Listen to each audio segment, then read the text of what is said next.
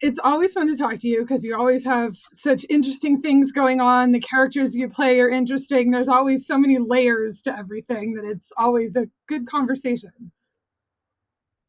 Thank you for saying so. That makes me feel good about myself.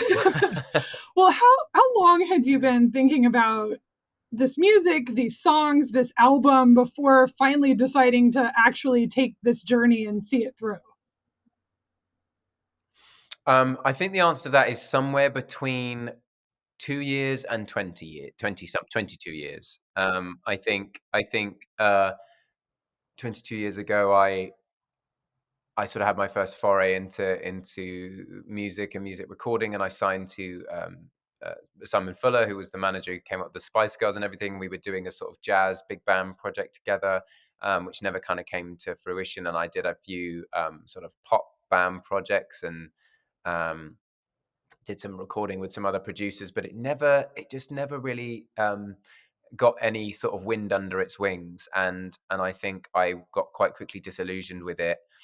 Um, and meanwhile, the sort of acting side of things was sort of brewing and sort of taking my piquing my curiosity, and I got excited about sort of storytelling and stuff. But I think you can see through the course of my career, you can see that I was sort of navigating back whenever I could to projects that had something to do with music, but it was always kind of impersonations of people and always doing impressions. Even at school, I would do these Sinatra tribute concerts and Stevie Wonder soul nights and all of these things that weren't really me, but just things that I loved. And I think it just took this amount of time to sort of find the confidence that my own songs can stand up in the sort of in the canon of all music ever released, and that I knew what I wanted it to sound like. And I think sometimes it takes some of us a bit longer than others to get to that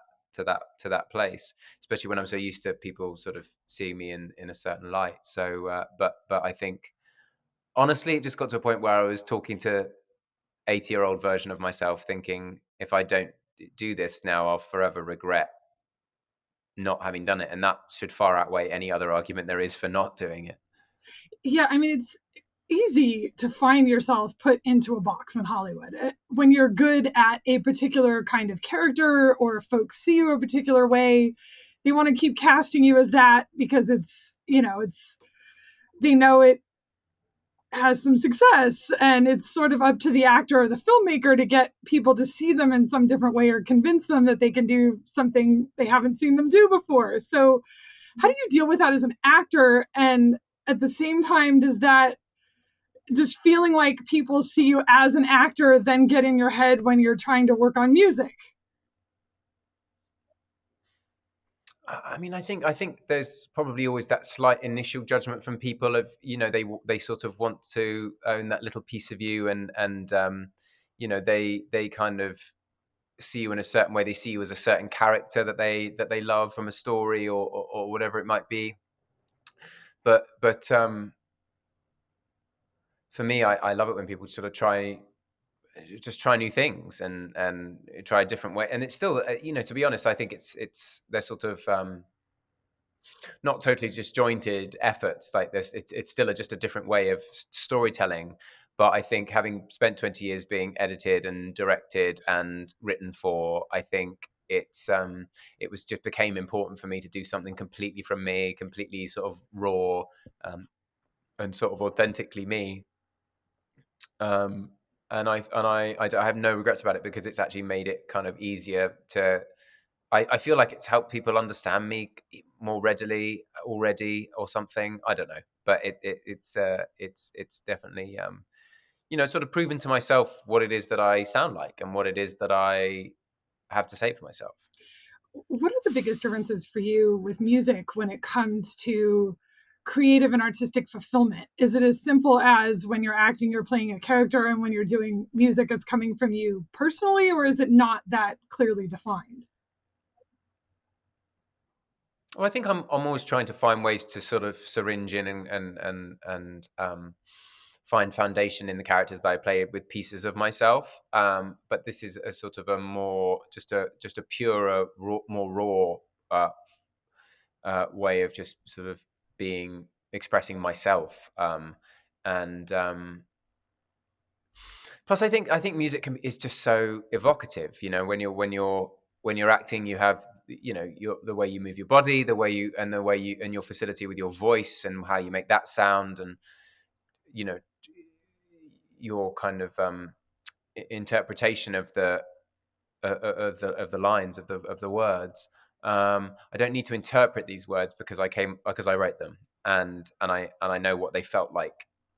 I know what it felt like to feel them and mean them, and then write them down, and then find music and chords that kind of go along with it. So I think I've always found music the quickest emotional access in terms of storytelling. I know how other people's music makes me feel in an instant, and I think I was just excited to to to kind of share what that it feels like for me, and just so curious as to what people's reactions would be like. I'm so curious come Friday, like what people's favorite songs are, what they connect with, why, what it is in their own life that what line of what song makes them feel something about their own situation, rather than just to see, when we talk about music, we talk about sharing it, and that's what I want to do with it. I don't want to just like put it out into the world, or force it down people's throats, or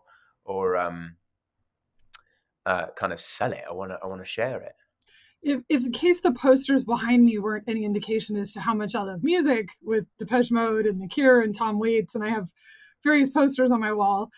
I've always loved music. It's always been a part of my life. But for me, it was Pearl Jam, where I can like judge how my life was before I found their music and how it was after I found their music. Was there a Yeah. musician or a band or somebody who did that for you, who made you fall in love in a way that like just made you totally reevaluate how you looked at and heard and thought of music? I think there's a few, but the ones that are jumping to mind now are the band Queen. I think my dad listened to a lot of like the great rock bands when I was growing up, as the music was always blaring in the house. There was always something about the rawness of Freddie Mercury's voice, and just the like idiosyncrasy of the songs, and that I just how well the sort of the lyrics and the music always seemed to be. It always seemed impossible that they ever existed one without the other. um so there's something, and maybe a lot of that is nostalgia for me, and remembering how I felt when I heard that stuff for the first time. I know we all have bands like that. And then I remember loving kind of like 70s and Motown and soul and all that stuff. And then one of my music teachers introduced me to Donny Hathaway in my early teens. And, his voice has always been one that is just able to cut right through to the heart, like no matter what he's singing about. And that sort of like purity and rawness I was talking about. So I think those, not that my music particularly, even though I would love it to sound like somewhere in between the two of them, doesn't really sound either. But they're definitely like huge influences, and but they were definitely like musical awakenings. Those two. Yeah, I've always loved music where you can tell that the And person. by the way, there are hundreds of others, but those are just the first two that jumped into my head. Yeah, no, I've always loved music where you can tell that the person delivering it is really sort of feeling whatever they're conveying. That's why I love storytellers. That's why, Pearl Jam always painted a picture. Same with someone like Tom Waits. He could make me, even though he didn't have the best voice, he could make me cry from the story he told. And I think that's really sort of part of Yeah. the connection that I have to it, is sort of that journey they take you on.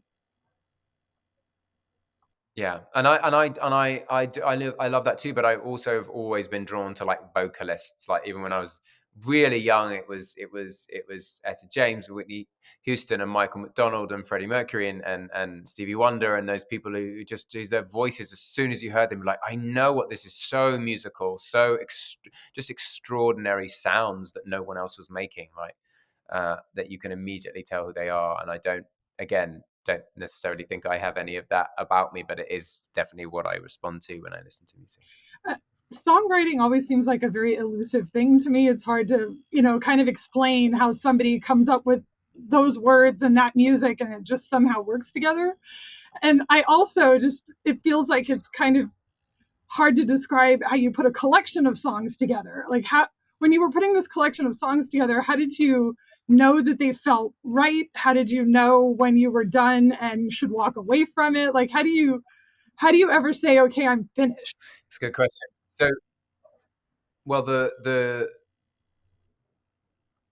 first part of it was sort of always phrases, little phrases that chimed with me, that then became a sort of a bit of a loving crossword puzzle of that I would really enjoy the process of just like having things fit and looking at the structure of obviously how most songs are presented, and seeing how closely I need it to fit to that, and um, does it convey the different perspectives of what I want to talk about. And then finding music much more painstaking for me, because I just sit at this piano and move my fingers, because I don't know anything about music really, in terms of key signatures or chords or structures, and so I just plonk away until something sounds like the feeling that I had when I was writing the words, or feeling the thing that I then wrote the words about. Um, so it definitely ends up being quite organic and truthful, but not necessarily quick. And and then I think just thematically, they just felt like, I've always loved albums which feel like they go together, and this felt like a collection of songs that all were about hope, and all were about empathy, and trying to see things from more than one side, and they were all about sort of living in a little bit in the grey areas. Some of the songs are sort of positive and and have a vibe to them, but then they have a sort of like melancholy undertone, and some of them are very sort of more soulful and sensitive, and have that feeling of pathos to them, but then there's a hopeful undercurrent. So just more like you very sweetly said at the beginning, like just more than one thing at a time. I often say that about acting with a line. If you're asking someone a question in a scene, when you ask someone a question in real life, you usually are hopeful for one answer rather than another, or fearing a certain kind of answer, or an important question. I mean, and there's always more than one thing at a time that's going on in your. So I think that stuff is important to share with each other, that things are not always black and white. Does making music videos feel like a marriage of the two sides of you, between the acting and the music? Does it sort of feel like this intersection of where those two things meet? Yes, absolutely. That's exactly why I wanted to do it. It's exactly why I did more than one music video, even though it was more sort of costly, and I had to pull more favors, and kind of so much more kind of blood, sweat, and tears into getting it done. But I did want to involve people I'd worked with before. I wanted to give people opportunity to pitch ideas, and then in the case of the 11/11 video, I just had a very specific story in my head that Lee Krieger, who's the director on Shadow and Bone pilot, helped me, kind of make a reality.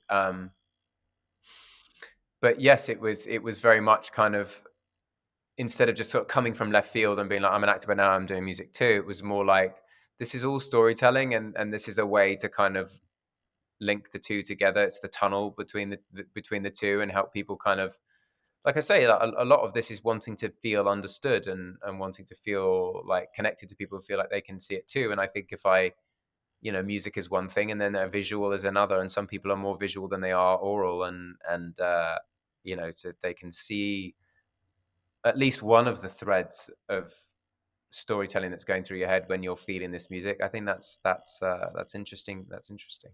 Yeah, I mean, there are music videos that have definitely also made impressions on me. I mean, the music video for Losing My Religion, I think will always be like my favorite music video, because Oh, there's it's just incredible. something so beautiful about it.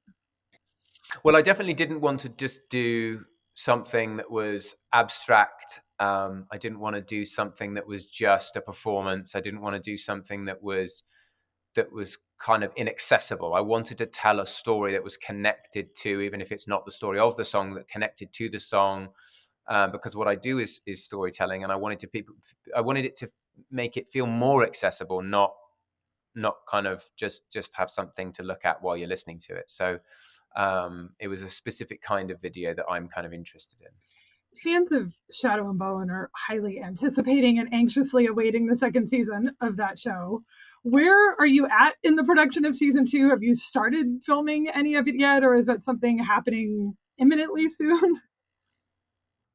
We haven't started, and I don't know. I don't know exactly when we're going to. But I'm hopeful it will be soon. But I'm waiting with as much anticipation um, as those fans you're talking about. I'm one of them. But yeah, I'm excited to see what they do with it, and I'm excited to see when we can get going. I know that Sean Levy has said that all of the scripts have been written. Have you read them all? Do you want to read them all? Do you not get that far ahead of I yourself? haven't seen a single word, and I would quite happily gobble them up today if they arrived on my doorstep. But no, nothing's been shared with me yet. Uh, the spies at Netflix are keeping them safe. Uh, I'm excited. Yeah, I just don't. I wish I had secrets to spill. Um, but I I just find don't. that interesting because, you know, usually with the TV show you don't get an entire season ahead of time. They're not typically, you know, all the scripts aren't written ahead of time, so it seems like it feels a little bit different, if, at least if that opportunity is Yeah, there. yeah. It's. I always find it more, more. It appeals to me to be able to look at the arc of the season, to be able to like sort of balance things and judge things, and know how much to pull back and how much to give. Um, uh, so I prefer it that way, but it was also something exciting about working on something like Westworld, for example, where you had no clue where it was going, so you just had to go kind of balls to the wall and just don't leave anything in the tank because you don't know what it is next week. You might be shot. So Obviously, too, with such a when you're telling a story in such an expansive world as Shadow and Bone, there's a lot of story to tell, there's a lot of characters to explore. Have you had any conversations about how many seasons the show could go? Do you have any idea what they're thinking about that? I know I don't know. I mean, I know that Eric, our showrunner, is very keen to get to the Six of Crows stories. I know he loves a heist and he loves those characters, and he read that first. I know that much. So he's keen to get on with that. Uh, and Yeah, I'm excited to see how they could kind of sew it all up. I'm not envious of that task. You know, I think they did an amazing job in the first season of having the stories kind of, pre a sort of prequel to Six of Crows interlink with the Shadow and Bone stories. I'm beyond curious to see how they do it going forwards. But I think so long as I get to say the juiciest Darkling lines that I've written on my list, I'll be happy. It's such a fun show because, especially, I mean, the first season was great, but I love where all the characters are left because it just feels like there's so much to dig into. Yeah, well, almost every character has kind of had the rug pulled out from underneath them, but is sort of looking facing forwards, knowing what they sort of want to do now. Whereas I think they all quite, yeah, and I think that's interesting, an interesting moment to leave things out. When a project comes your way and you know that it's a horror anthology series from Guillermo del Toro, do you even need to know any more before saying yes, or did you feel like that was enough? No, you don't need to know anything. You just say, I just said yes, which I never ever do. And also, I always said to my team that I would, my manager and everything I've had for 20 years, I will never do a horror. I will never do a horror because I don't watch them and I don't like feeling creeped out. I don't mind being sort of like thriller. I love psychological thrillers and being sort of like scared, but I don't like feeling creeped out. So it's not something that I actively seek out. But if it's Guillermo del Toro, you know there's going to be kind of speaking of two things at once. You know he's going to do something else with it as well. You know there's going to be a humanity to it. You know there's going to be something to it which has something else to say for itself. And he's been very hands on with the sort of creative process and choosing all the stories and choosing the cast and designing some of the features of it. So uh, I just sort of said yes, and it turned out to be a really interesting character, and they were very collaborative, and there were certain themes that I wanted to sort of pull out of this particular story that I was doing, which I can't say what it is yet, but it's uh I think it's something that I'll be really proud of. We do know that it is based on a short story by H.P. Lovecraft. So how does that influence like the tone and Oh, vibe? that was the thing I was going to say that I didn't think I could say, but you do know Yeah, that, so well, there we I go. mean, it's in the credits, so I'm guessing that's it. I don't think it said what, but it said it was based on a short Great. story. So, how does that influence the tone and vibe of everything? Like, is there a very specific tone and vibe when you're in a world like that? I think it's quite. I will say that the what we made is very different from the short story. It's much more expanded than this particular short story is. This short story is about one tiny element of what we've made, so it's kind of an original, fresh feeling thing. Um, but with certainly the sort of main thread of the story is taken from this short story and the two main characters. But uh, it felt like we were making something new and fresh, even though it was sort of like set over different time periods. So yeah, I'm excited about it. I'm just hesitant because I'm not sure what I'm allowed to say and what I'm not. But Yeah, no, I get it. How is the experience of working with someone like Crispin Glover? Because he's also an actor that is unpredictable. yeah, totally unpredictable.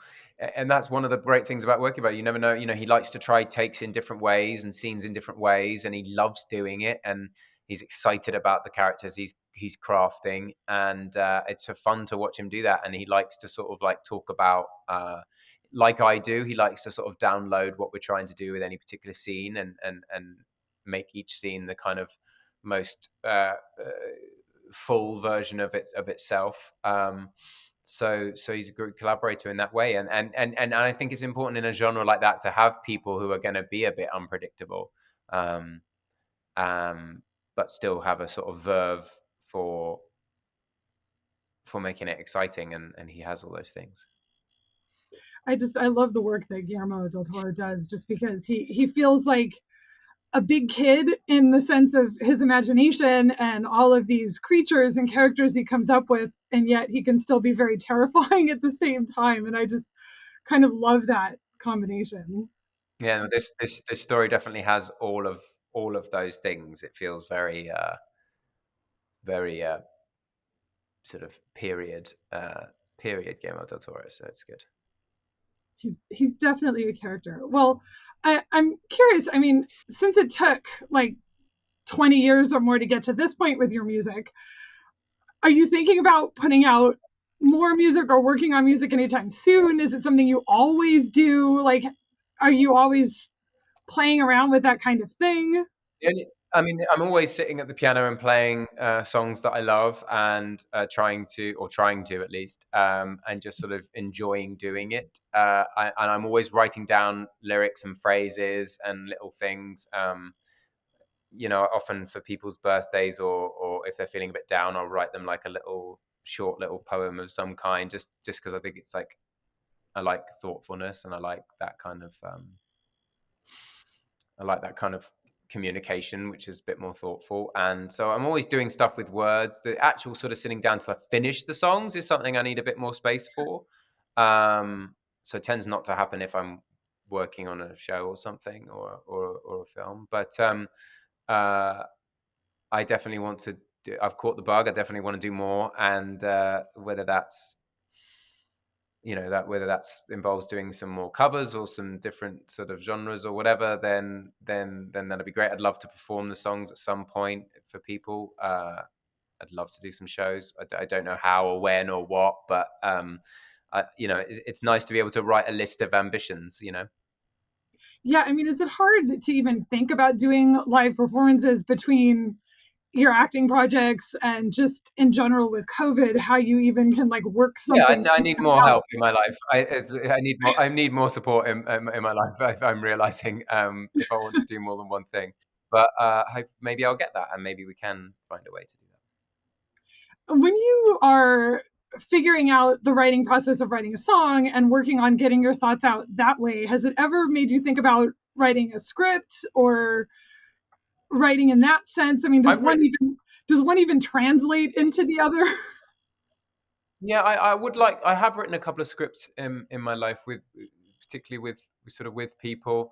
I would like It's the same as the songs, though. I've not felt like any one of them is confident enough to like really take, because the effort to get something from a script onto a screen is inordinate, and the same with a song, to get it from something I can play over there just for my own ears, and something that is available to like buy on a vinyl or whatever, or a CD, and like is a full thing with a video and this and that.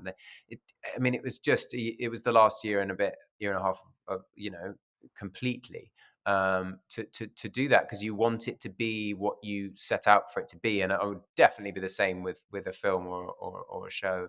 So yes, I continue to sort of dabble with writing scenes and scripts and stuff, but there are moments where it's been felt more important that something that I wanted to do. Maybe I want to direct, maybe whatever, and then you're like, no, but actually, if I have time that is outside of acting, I want to be doing music with it. So, is you've only got sort of limited hours in the day, but at some point, yeah, I would like to have tried everything. I would like to make, a film at some point that was out of my head, or myself with, with a writing partner or something. Yeah, I do. I love that process. I have so much experience with breaking down other people's scripts that it's stood me in very good stead. But we'll have to see if it's ever something that kind of comes to fruition. Is there an artist whose music that you listen to, but you would never want to touch covering any of their songs because you'd be afraid that it just wouldn't work with how you sound? I would have a go of it, but I know there are artists that sort of perform in genres that I don't. I just I'm not afraid of it, but because you're never gonna sort of, you can't um, sing a Stevie Wonder song and sound like Stevie Wonder. You just you. But I've heard some great covers of that stuff. Um, I think life is too short to be envious of those kinds of people and their voices and their soul and their you know, phrasing or whatever it might be. But I do sometimes listen to artists who just like cut right through to the soul or the joy of something or the pain of something, and I get sort of stuck in time, in a moment, and you think that that's a kind of like something sacred. I listen to an Irish artist called Foy Vance a lot at the moment, who I just think is kind of magical in that way. Um, but yeah, that happens to me all the time listening to music. Yeah, it's interesting, especially too when I hear artists take on somebody's song that you would like never picture them singing either. I'll never forget the first time I heard the band Travis sing Britney Spears' "Hit Me, Baby, One More Time" in such a way that Yeah, just I've like heard that. I've heard that cover. It's a great cover. it's a I love great it when cover, people but do that. it makes the emotions so different. Yeah, well, because you could really also bring out the lyrics. I think when you write something, sometimes it only comes out with a one way because that's how you meant it. And I think people cover it. It's like the experience of someone listening to it. They kind of bring out the words or the chord or the moment or the pause even that feels what that was the part of the song that they related to. So I love all kinds of covers. I think we should all be like I said, we should all be sharing it. So Yeah, it's so interesting share when your you hear a toys. song. Yeah, it's so interesting when you hear a song and it's a song that you really love, but it takes you a minute to realize that's the song because of what somebody did with a cover of it. I think that's always so interesting. Hmm. Absolutely, yeah. I have so many of those that I kind of listen to, and there are bands who exclusively do that.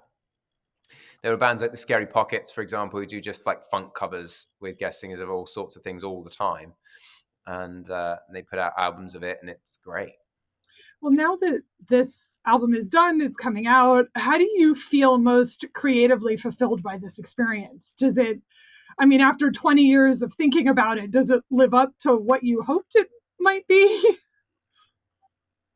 Listen, it doesn't sound like I thought it was going to sound. I thought it would sound more like the people that I love. I thought it would sound more Ray Charles, but like, of course, I'm not Ray Charles, so it just sounds me. It sounds more me.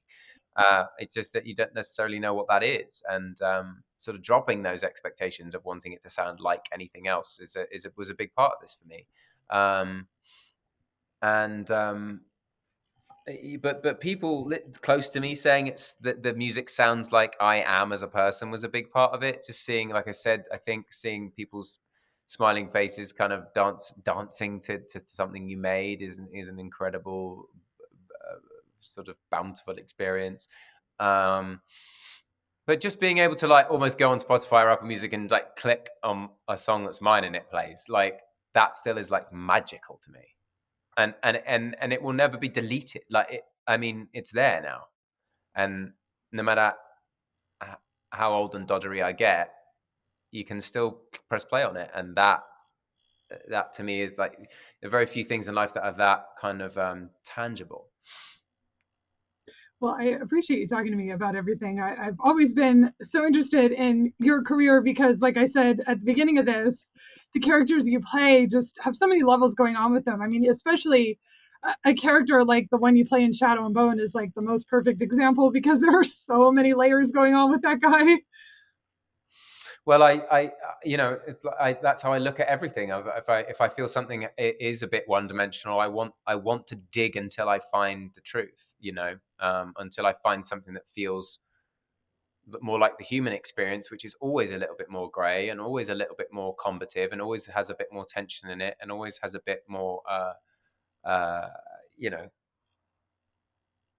we're all we're all creatures who don't understand, you know, who can't understand one thing without the other. If we were never sad, we wouldn't know what happy felt like. So let you know, just sort of reassuring each other that we all are built that way is something I'm interested in.